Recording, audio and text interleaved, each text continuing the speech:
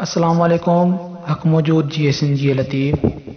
अॼु असीं सुर कल्याण जे दास्तान 3 जी शुरूआत कंदासीं। दास्तान 3 जी वज़ाहत कंदो हलां।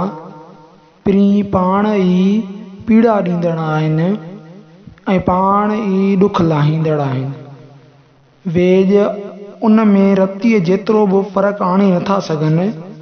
हू जंहिंजो दोस्त थिए थो तंहिंखे ख़ूब खंजर थो हणे।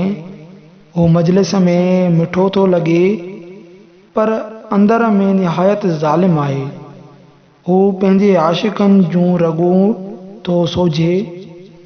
ज़बान ते मिठास अथसि, हथ में काती। जंहिंखे कुहे थो तंहिंखे कोठे थो, जंहिंखे कोठे थो तंहिंखे कुहे थो।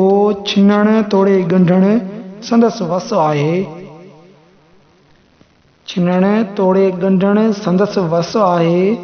आशिक़नि जूं रॻूं रुबाब वांगुरु पियूं वॼनि पर जानिब पाण ख़ामोश आहे।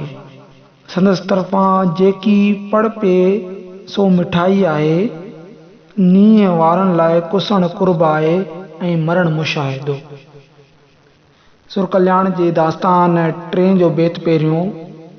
उथियारी उथी विया मंझां मूं आज़ार। उथियारी उथी विया मंझां मूं आज़ार। हबीब ई हणी विया पीड़ा जी पचार। तबीबनि तव्हार हॾी न वणे हाणे मूं। पिरीं मुंहिंजे अंदर में मोहबत जो आज़ार उथारे पाण निकिरी विया।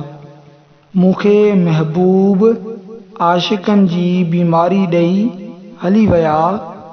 हाण मूंखे वेॼनि जी ॻाल्हि ॿोल हरगिज़ नथी वणे।